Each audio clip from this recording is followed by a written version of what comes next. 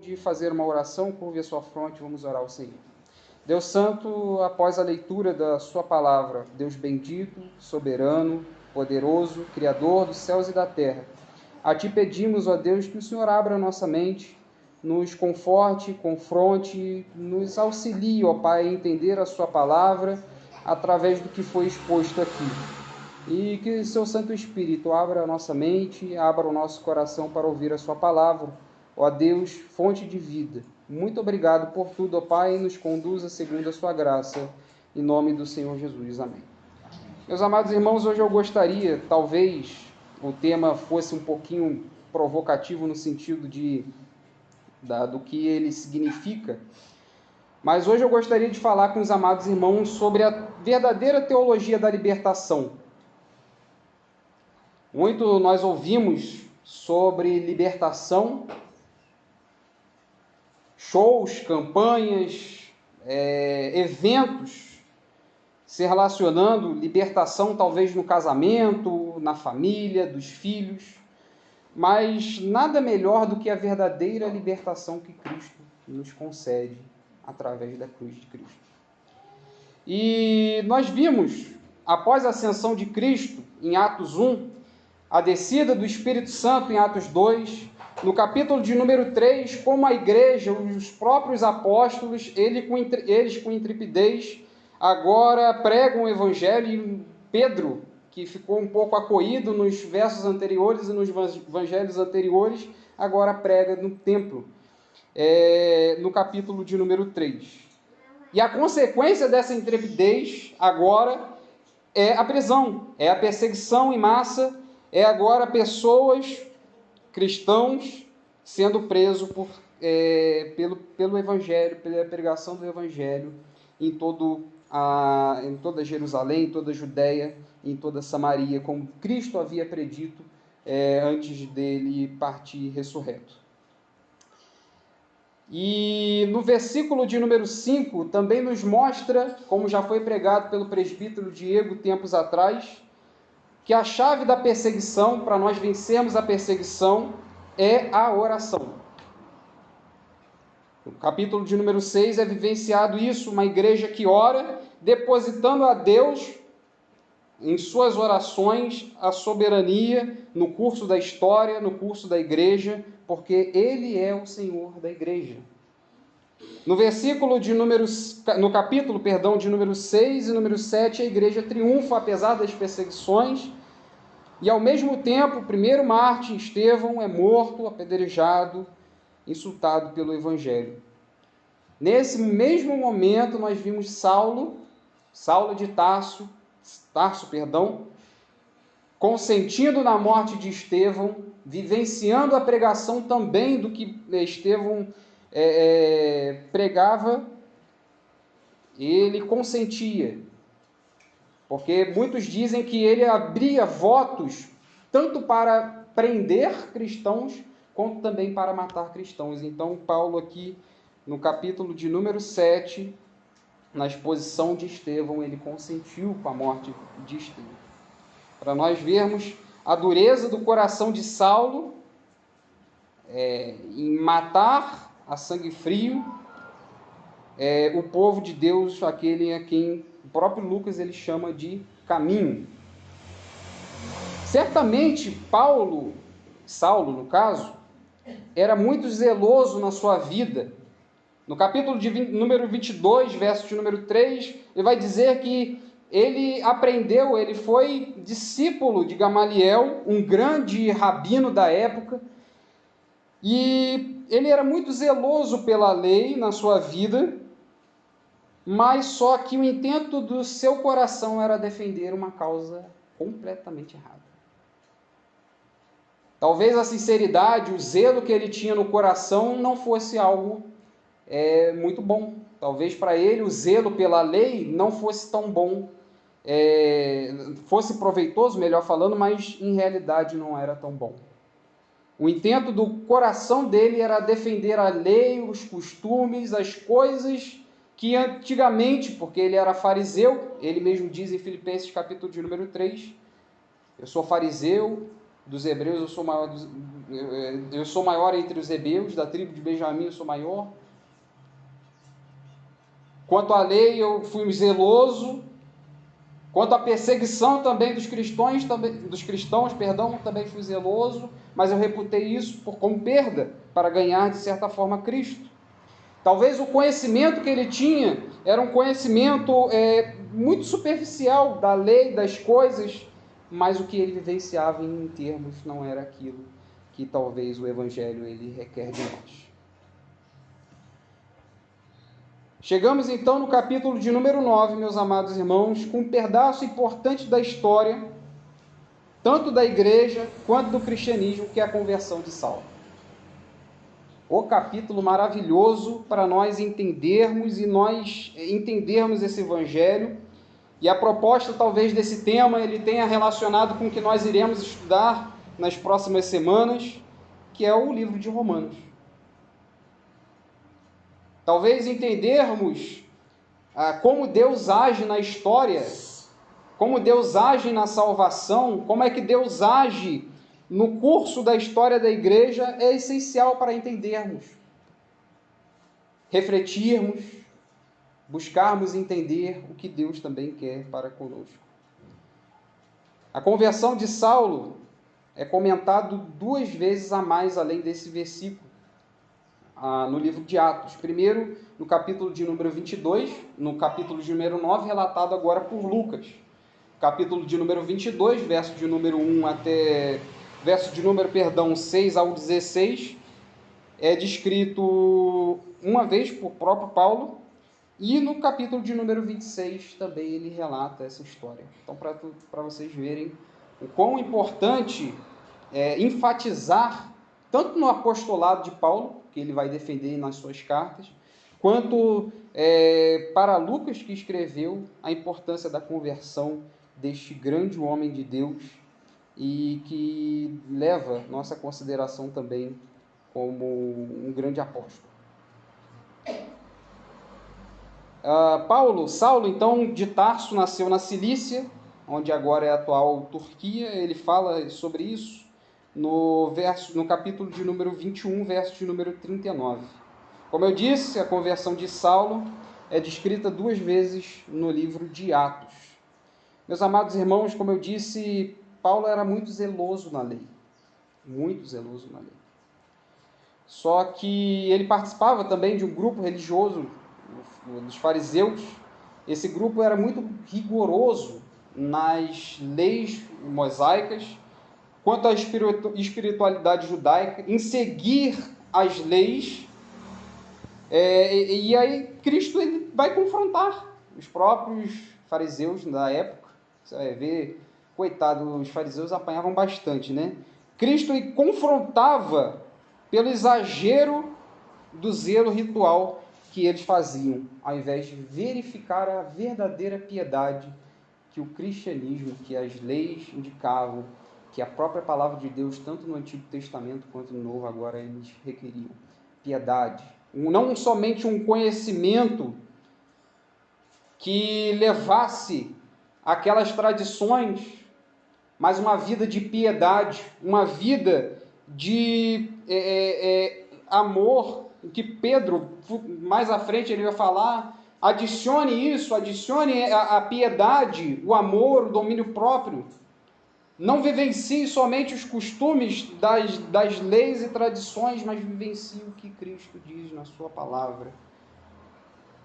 Esqueça as tradições, é o que Paulo vai falar em Colossenses. Não julgue pelas tradições, pelo culto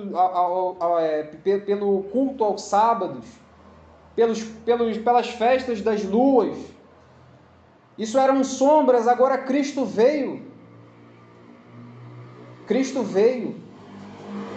E Paulo era muito zeloso na lei. Mas ele precisava ser confrontado.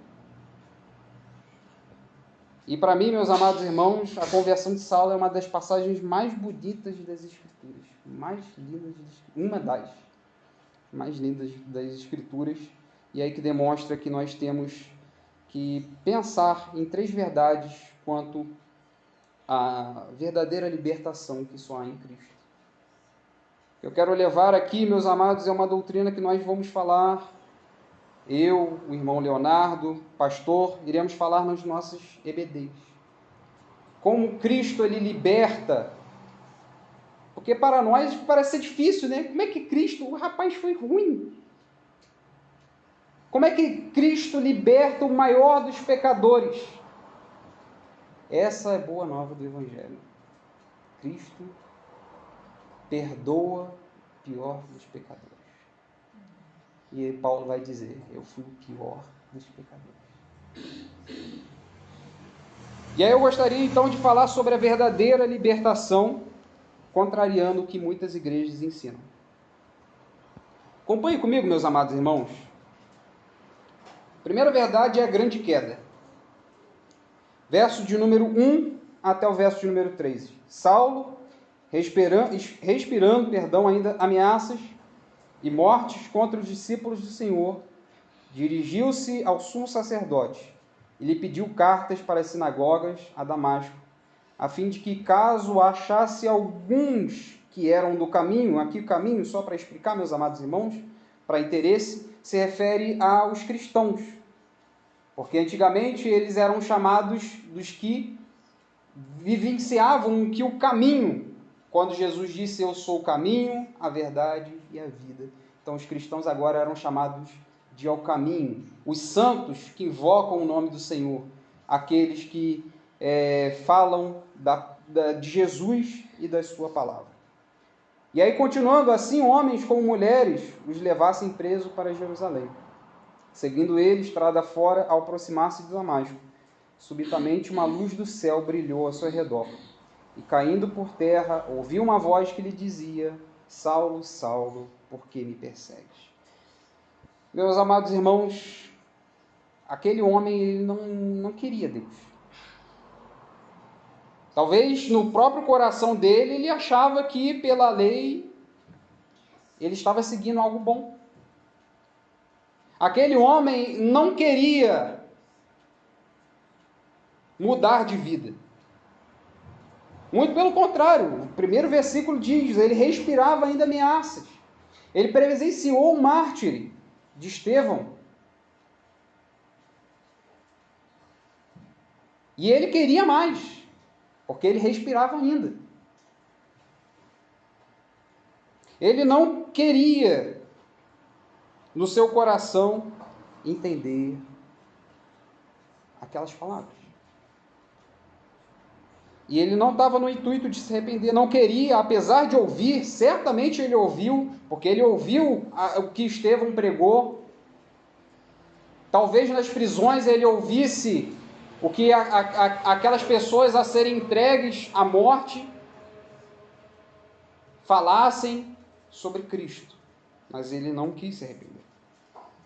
Seus olhos furiosos estavam justamente em sonho de sangue. E aí ele caminha até Damasco, e ele vê uma luz forte, ele ofusca, aquela luz forte ofusca os seus olhos, tirando a cegueira da sua depravada visão. Ele cai em terra, ele ouve a voz de Cristo chamando docemente, Saulo, Saulo, por que tu me persegues? Meus amados irmãos, isso daí não foi emocionalismo da parte dele. Ele não entendeu, ele não viu, ele não teve uma visão. Cristo apareceu a ele. Inclusive, isso atesta o apostolado dele. Ele não teve uma visão emocional da parte dele, ele viu Cristo, ouviu Cristo chamando, Saulo, Saulo, por que tu me persegues? E aí eu gostaria de trazer aqui, quanto a isso, uma breve passagem de John Wesley, a qual ele expressa, um dos seus biógrafos, ele expressa que John Wesley, quando foi caminhar com os morávios, naquela turbulenta tempestade que se teve durante a sua passagem Um dos moráveis, eles pergunta a John Wesley: John Wesley, quem é Cristo? John Wesley responde: nossa, Cristo é o Salvador do mundo. Ele é o Salvador de todos. E aí os moravianos derrubam Wesley de tal forma que naquele instante eles perguntam: e você? Para quem Cristo é para você? Você sabe que Cristo ele morreu por ti e é o seu Salvador? A grande queda do homem, a grande libertação do ser humano, meus amados irmãos, não se refere ao casamento, não se refere a campanhas, a shows mirabolantes, campanhas de 15, 30, 90 dias, jejum de Daniel para não sei o quê. Se refere à libertação que há em Cristo e em sua palavra. Essa é a verdadeira libertação, teologia da libertação.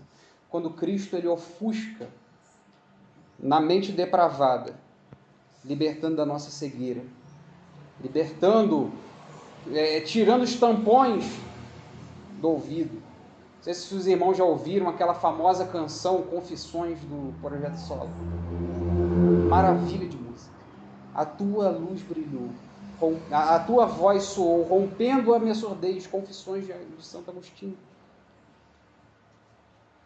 Essa é a verdadeira teologia da libertação.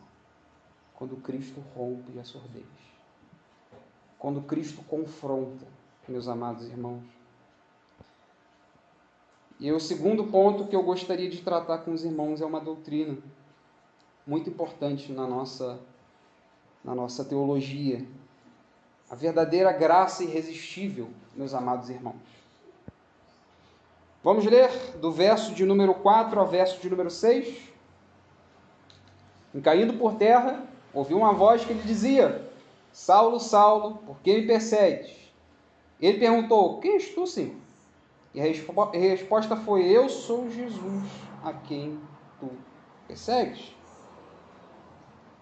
Talvez nós fazemos uma leitura desse chamativo confrontativo, que de certa forma é confrontativo, mas a dupla chamada de Cristo a Saulo, ele revela também intimidade ao chamar duas vezes Saulo, Saulo.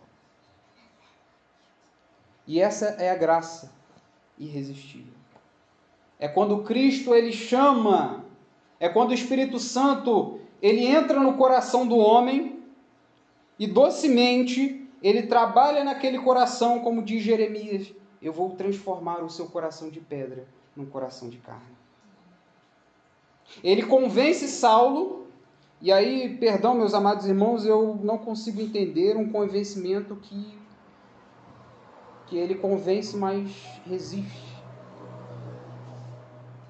E ele convence Saulo, a iniciativa parte de Cristo, o Espírito molda o coração de Saulo, implanta a fé, regenera, santifica. E com um chamado eficaz, ele convence, o Espírito Santo convence da justiça, do juízo, trabalha no coração de Paulo naquele momento.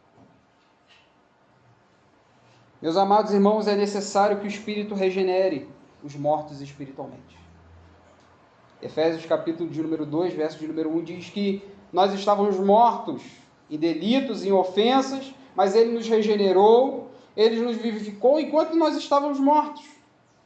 Então é necessário que o Espírito Santo, trabalhe no nosso coração, nos conceda a fé, arrependimento. O coração de Paulo, que estava endurecido, e adivinha quem desfez aquele coração que estava ansioso para matar, com sangue nas mãos? Adivinha quem vence? Saulo, Saulo, por que me persegues? E aí mais à frente, no capítulo de número 22, ele fala o seguinte, olha: dura coisa é recalcitrar contra os aguilhões. Dura coisa, Paulo, é você ficar resistindo. Dura coisa é você ficar protelando. E Paulo ouviu a doce voz: Saulo, Saulo, por que me persegues? E agora aquele que tanto perseguia, aquela pessoa a quem ele perseguia, porque quem persegue a igreja, persegue também a Cristo. Por isso que ele diz: por que me persegues?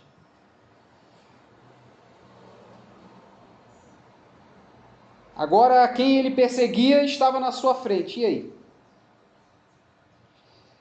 A quem há tanto ele resistia, lhe chama eficazmente: me segue. E aí eu gostaria de deixar uma frase, meus amados irmãos, que trabalha bem esse conceito de graça irresistível, que nós vamos falar bastante nos nossos estudos. A mesma graça que nos confronta, nos deixando em queda, é a mesma graça que provê e nos faz de pé. A mesma graça que lançou à terra Saulo é a mesma graça que o colocou de pé.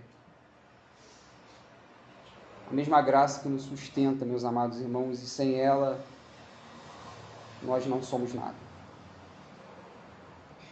E é só você ler a história de Paulo, como que pelo Espírito Santo, como nós lemos aqui no verso 18, pela intrepidez do Espírito Santo, Saulo ele foi um dos maiores apóstolos, se não o maior dos apóstolos, no quesito da sua teologia, ganhando diversas epístolas, diversas cartas, um compêndulo que nós vamos estudar de Romanos, uma teologia muito consistente. É o que nós veremos, o que Deus ele faz no curso da sua história. E eu gostaria de pular alguns versículos, tratando o terceiro e último ponto, a verdadeira eleição, meus amados irmãos, a partir do verso de número 13. Acompanhe comigo. Ananias, porém, respondeu: Senhor, de muitos tenho ouvido a respeito desse homem. Quantos males tem feito aos teus santos em Jerusalém? E para aqui trouxe autorização dos principais sacerdotes, para prender a todos os que invocam teu nome. Mas o Senhor disse: vai, porque este é para mim um instrumento escolhido, para levar o meu nome perante os gentios e reis, bem como perante os filhos de Israel. Pois eu lhe mostrarei quanto lhe importa sofrer pelo meu nome. Aqui aprendemos que Cristo, primeiro, é o Senhor das nossas vidas. É o Senhor da história, meus amados irmãos. Cristo, antes de ascender ao céu, ele disse: o Evangelho seria levado na Judéia, na Samaria e nos confins da terra. E ele se utiliza, então, de mecanismo através do curso da história, através da vida de Saulo, para levar o Evangelho não somente aos gentios, aos reis, mas também aos judeus. E de fato Deus trabalha na história. E a conversão de Saulo não foi sem sentido, meus amados irmãos.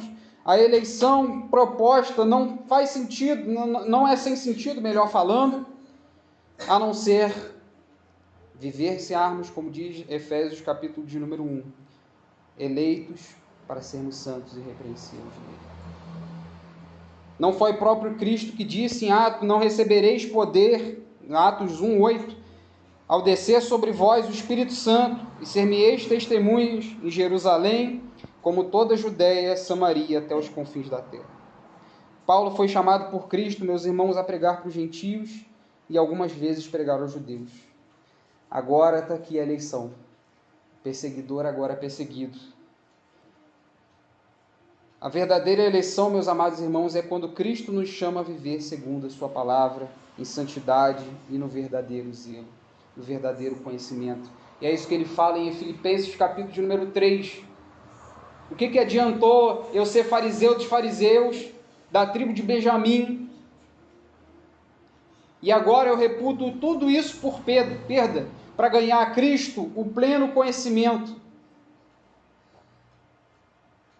Essa é a verdadeira eleição.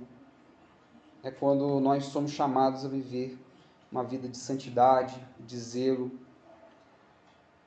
Então, meus amados irmãos, a teologia da libertação, na realidade, não é o que se é enfrentado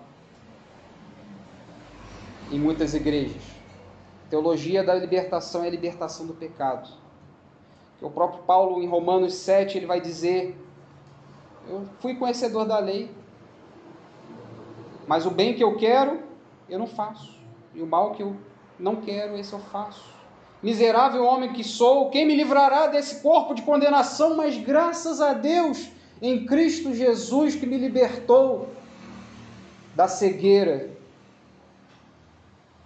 Essa é a verdadeira teologia da libertação. Quando Cristo nos chama, nos liberta do pecado, da cegueira, e aí nós somos eleitos, meus amados irmãos, para as boas obras. E sim, nós somos eleitos pelas obras, ou pela obra, mas não pelas nossas obras, mas a obra que Cristo fez na cruz do Calvário, quando ele bradou tetelestai, a cédula que era contra nós, Cristo rasgou na cruz, para vivermos uma vida de liberdade em Cristo, para vivermos uma vida segundo o que ele chama. E foi isso que aconteceu na vida de Paulo.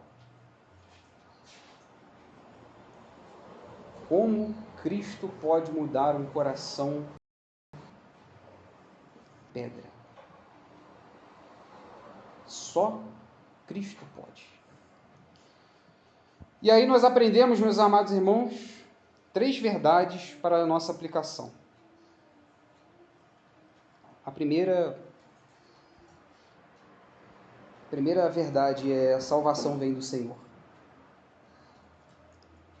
Meus amados irmãos, hoje no prelúdio nós cantamos que a iniciativa é dele, a fé provém dele, o arrependimento provém dele, a graça e misericórdia provém dele, só ele pode fazer o que nós não podemos fazer.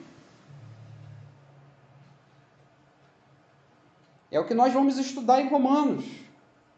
É só você pegar os 3 primeiros e você vai ver que nós não podemos fazer nada. A salvação vem somente do Senhor. É o que está estampado na frente, nosso banner ali, nosso painel. A salvação vem do Senhor. E eu gostaria de trabalhar uma breve reflexão para os amados irmãos. Por que somente Saulo viu a Cristo, sendo que ele estava acompanhado de outras pessoas? Por que somente Paulo ouviu claramente a voz de Cristo? Por quê?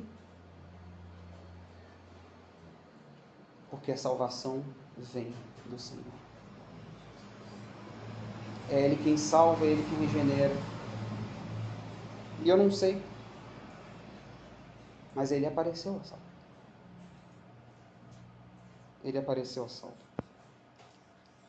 Segunda verdade, Deus tem seus eleitos. Sim, meus amados irmãos, Deus tem seus eleitos, seu povo, suas ovelhas. Ele mesmo diz isso. Os santos que invocam o seu nome, os do caminho. E aqui eu gostaria de chamar uma atenção para nós não pensarmos e não confundirmos. Bom, mas se a graça é irresistível, então o que adianta eu pregar?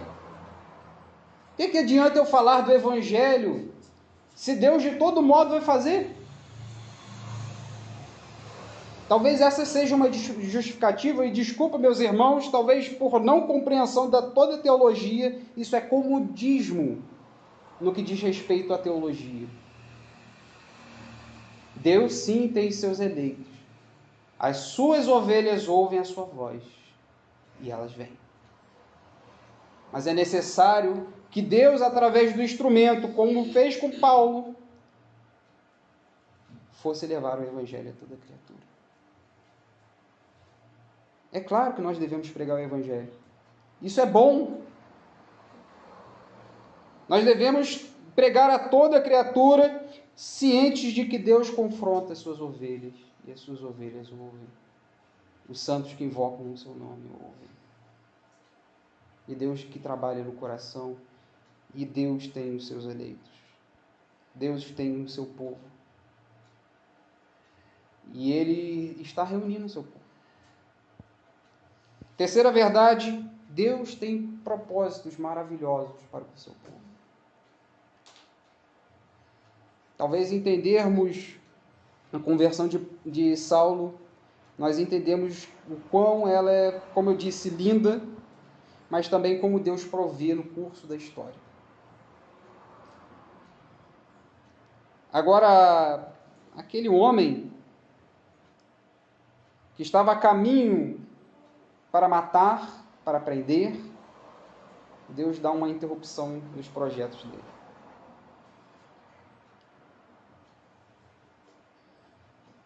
E aí aquele Paulo, quando eu utilizo termos intercambiáveis, eu estou falando do nome romano dele, que agora perseguia, é perseguido. Aquele que açoitava, que amava ver pessoas açoitadas, que repudiava o evangelho, agora ele é quem sofre na pele.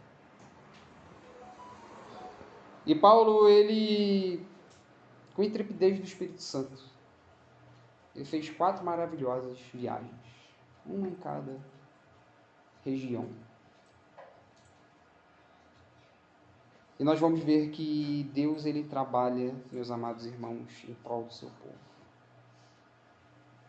Isso é maravilhoso porque às vezes nós nos sentimos aflitos pelas perseguições, mas é Deus quem cuida do seu povo e da história da igreja. Isso é maravilhoso de entender. Meus amados irmãos, ele escreveu grande parte dos livros do Novo Testamento, como é notório, e aí a usufruir de uma teologia que engrandeça a Deus e glorifique o seu nome. Como que Deus trabalha? Como que Deus trabalha na história, meus amados irmãos, é maravilhoso de entender. E eu gostaria, meus amados irmãos, de, através dessa história, como um quarto ponto que talvez eu não tenha colocado aqui no meu esboço, mas isso nos motiva a orar por pessoas. Entender que Deus, ele está no curso da história, molda-nos a orar por pessoas. O reverendo Hernandes Dias Lopes, ele sempre conta que no seu momento de nascimento, a mãe dele orava por ele. A sua mãe, perdão, orava por ele. Enquanto tem pessoas sendo perseguidas, tem uma igreja aqui que ora.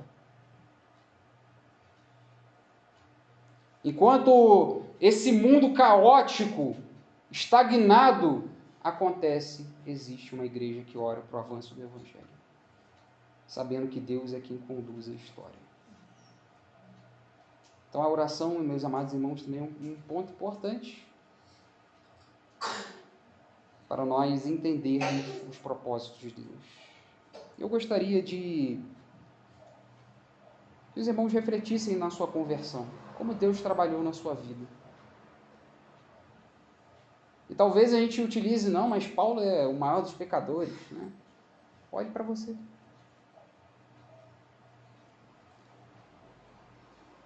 Olhe para si mesmo e diga: Senhor, o Senhor me libertou da escravidão do pecado. Como pode eu, Senhor? Como nós cantamos aqui, logo eu, um pecador, logo eu.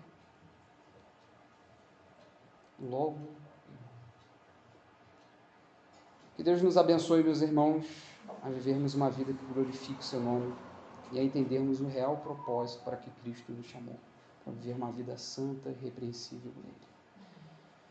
Vamos orar? Convido os amados irmãos a colocar de pé, em nome de Jesus.